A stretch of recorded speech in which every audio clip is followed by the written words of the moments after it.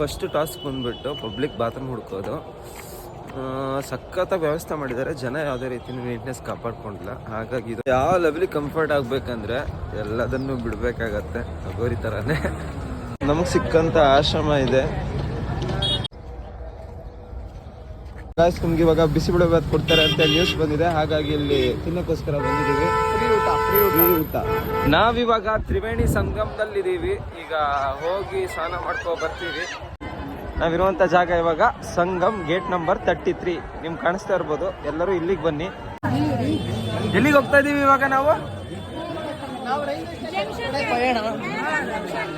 ಒಳಗೋಗಕ್ಕೇನೆ railway station ಒಳಗೆ ಹೋಗೋಣ. Minimum 15 to 20 minutes ಬೇಕು. Okay come on, let's go guys.